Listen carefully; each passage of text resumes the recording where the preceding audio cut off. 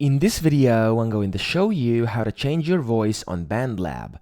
So the first thing you'll need is to open up a BandLab project. This can be a completely new project or an existing project already. It doesn't really matter, it will work the same way. And then from here, you must of course have a clip or a track of your voice in here. Of course, you can do this with your own voice or with any other voice or any other sound as well. It's gonna work just as good. Now here, I'm gonna click and add a track. I'm gonna do a voice/audio, and then I'm just gonna record a quick sample over here. So I'm just gonna talk over it with my voice right now as I'm explaining this part. There we go. So that's that, and then I'm gonna stop this. There we go.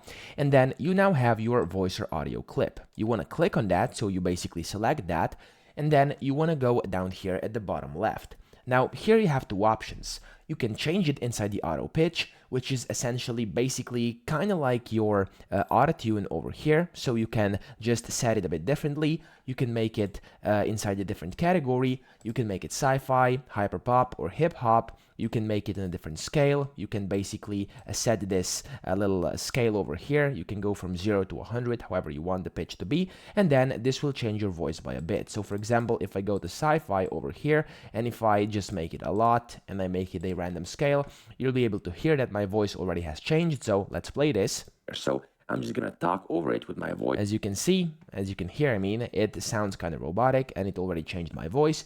But of course, you can only do so much with this part. So the really fun part starts when you go to effects down here, and then you can just add an effect by clicking add effect over here.